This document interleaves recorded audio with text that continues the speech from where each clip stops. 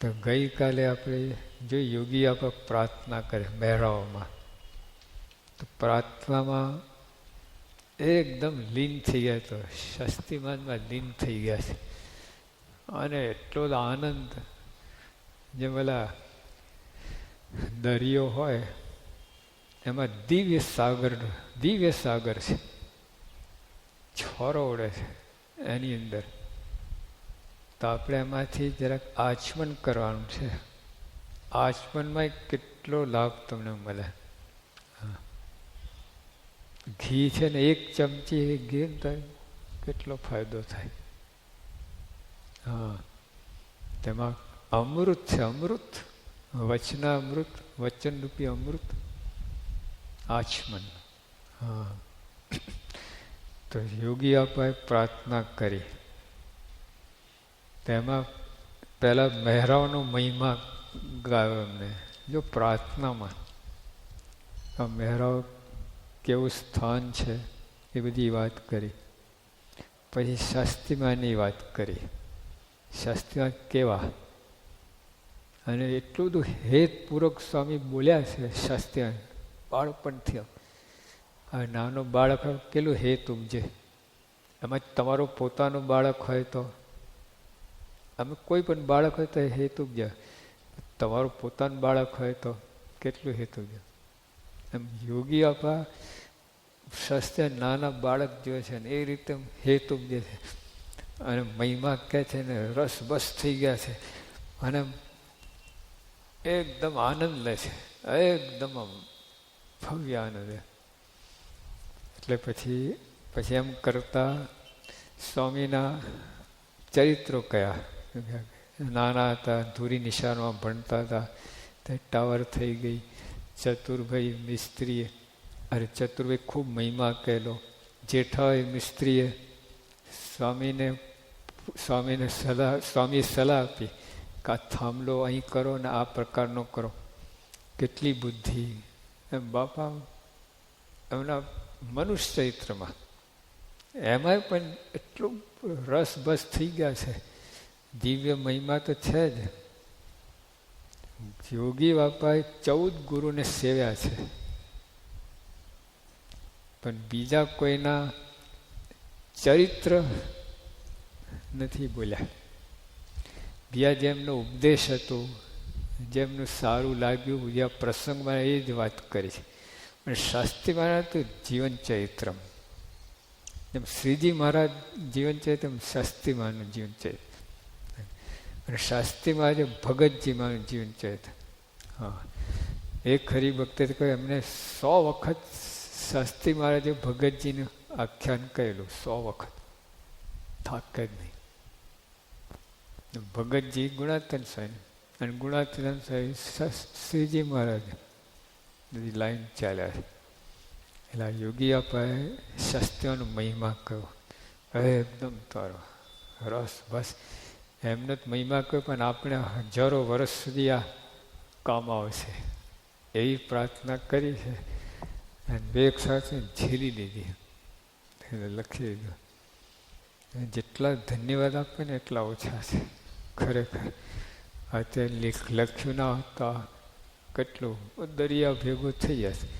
આ કેટલો વરસાદ પડે છે ના, કચ્છ બાજુ, જુનાગઢ, જામનગર કેટલો વરસાદ પડ્યો, દરિયા ભેગું થઈ ગયું. જેટલું ઝીલાવે એટલું રહેવું. ઝીલાવે તો આવતા તમારે ઉનાળાના દિવસમાં તો પૂરું થઈ જશે.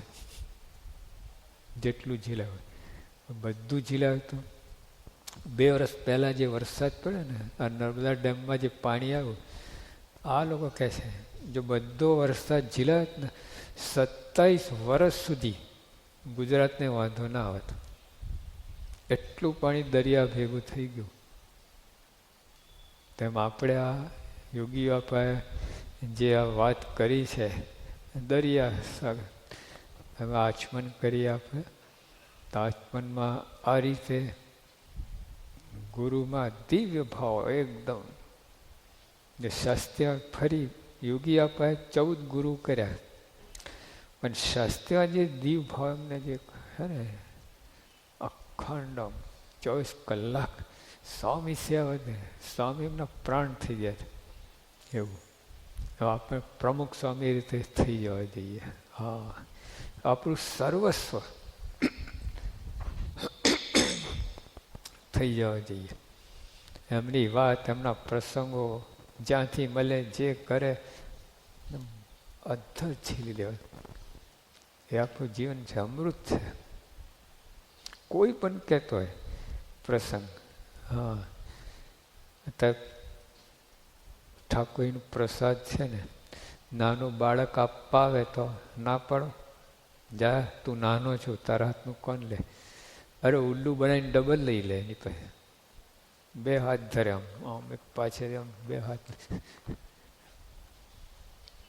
કેમ? નાનો બાળક છે. તો બાપાના પ્રસંગો, જીવન જે કોઈ ગમે કહેતા ને આમ ઝડપી લેવા. અને થાય જ, મહિમા હોય, હેત હોય ને, થાય જ. તો યોગી આપણે એ રીતે કર્યું છે બધું.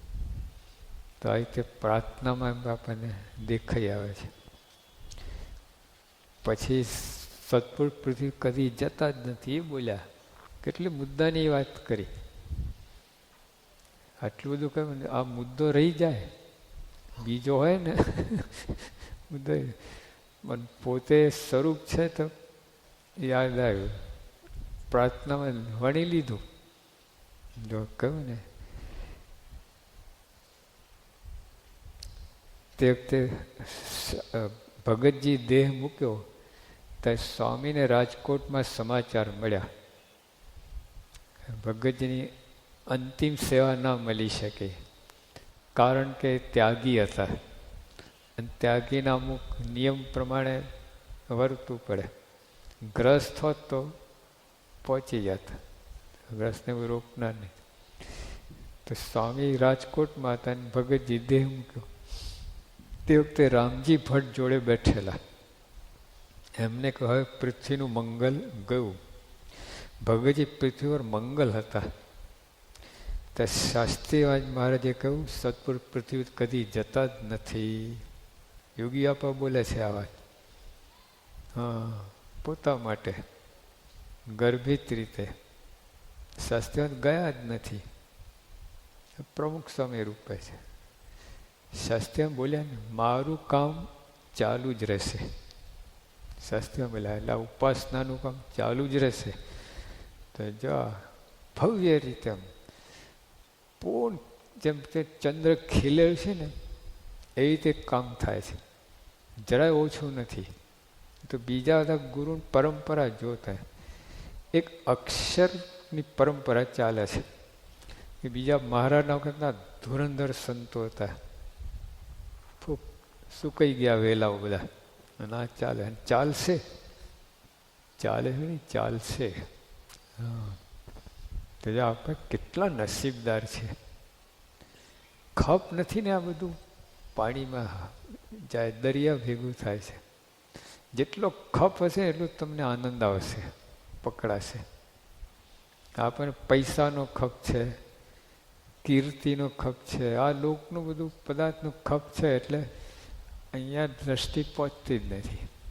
લબક જબક થાય છે, આમ થોડું કરી નાખ્યું. જો પહોંચે તો સર્વસ યા હોમ થઈ જાય.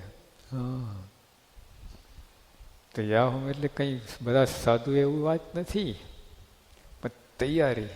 ભગવાન આજ્ઞા કરે તે તરત જે આજ્ઞા કરે કંઈ નાખે. સાધુ થઈ તો સાધુ થઈ જાય. એટલે આપણે માલ સરસ મળ્યો છે, આપણે એને કઈ રીતે ઉપયોગ કરીએ છીએ એના માટે આ પારાયણ છે. માલ મળ્યો છે એનો ઉપભોગ કઈ રીતે કરવો, આ પ્રાપ્તિ થઈ છે, પ્રાપ્તિ માંડવી કેવી રીતે, એના માટે આ પારાયણ છે. એના યોગી આપણને પ્રાર્થનામાં સમજાવે છે. આખું યોગી બધાના પ્રસંગો સુનું પેલા 7 મુદ્દાના પત્ર બધું, કારણ કે એમને પ્રાપ્તિ માંડી છે યોગી અપાએ. એમને ગમે એટલા અપમાન થયા, મારઝૂડ થઈ, પણ પ્રાપ્તિમાંથી પાછા નથી પડ્યા. ચહ સુખ લીધે રાખે. હવે જો ધોલો પડે, ટપલી પડે, ધોકા પડે, અપમાન થાય, પણ સ્વામીની નજર શાસ્ત્રીમાં ચહ છે, રસ લીધે જ રાખે. પીતા જ ગયા અમૃતપાન. ધોકા મોકા પડે વિચાર કર્યો જ નહીં, આવ્યો જ નથી. સ્વામી કેવા, ખાલી એ તો ઠીક, પણ કોઈ બહારે નજર દ્રષ્ટિ નથી ગઈ. સ્વામી કે 50 વર્ષથી એક ધાર્યું સુખ હાલ્યું આવે છે. આ શબ્દો તો વિચારો. 50 તો એમની કેટલી વિધિ થઈ ગઈ છે બાપાને, કેટલા ધોકા પડ્યા, કેટલું અપમાન, વિજ્ઞાન કંઈ બાકી રાખ્યું નથી. 50 બધું થઈ ગયું. સ્વામી શું કહે, 50 વર્ષથી એક ધાર્યું સુખ હાલ્યું આવે છે. આ કેવી સ્થિતિ કહેવાય બાપાની. હવે ઉપરથી આપણને લાગે કે બાપાને અપમાન થયું, વિજ્ઞાન હેરાન કર્યા. એ હેરાન થયા જ નથી, આપણને દેખાય છે. યોગી આપ પોતે જે કંઈક કીર્તન હોય ને કે હરિજન, આપણે ઓલા મુક્તાન સ્વામીનું હરિગુણ ગાતા એવું કીર્તન, તેમાં એક વાત આવી કે કદર જ મહા દુખિયા કાવ્યા. યોગી કે કાવ્યા કેમ હતા નહીં? ના, પૂર્વે મીરા અને તુકારામ બધા થઈ ગયા ને, કોઈ દુઃખી હતા નહીં. લોકો એમને દુઃખી સમજ્યા છે, એ દુઃખી હતા જ નહીં. એટલે કદરત માં દુખિયા કાવ્યા લોકો કહેતા હતા, એ નતા. એમ યોગી આપણને આપણે કઈ કે બાપા બહુ તકલીફ પડી, ખૂબ અપમાન છે, લાગ્યું જ નથી, લાગ્યું જ નથી. ઓલા સુખમાં એવા જોડાયેલા હતા ને, આવું કંઈ ગણતી નજરમાં જ ના આવે એવું છે. અને ખરેખર તમે જોજો, તમે કોઈ વસ્તુમાં ઘેલા થયા હોય ને, તે વખતે બીજું કોઈ અડચણ કે વિઘ્ન તમને દેખાશે જ નહીં. હા, કોઈ નડશે જ નહીં તમને. એટલે હવે આગળ બાપા પ્રાર્થના કરે છે, હે શાસ્ત્રીજી મહારાજ, તમારી કસણીમાં હંમેશા રહેવાય. આપણી પ્રાર્થના કેવી હોય? કસણીમાં રહી, મહારાજ મરી ગયા, આ દેશકાળ સુધારો, આ આર્થિક સ્થિતિ આ કથળી ગઈ છે, કંઈ દયા કરો. સ્વામી કહે છે કસણીમાં હંમેશા રહેવાય. લો, માગી કસણી. હવે જો આવી કસણી માગતા હોય એને દુઃખ હોય ખરું?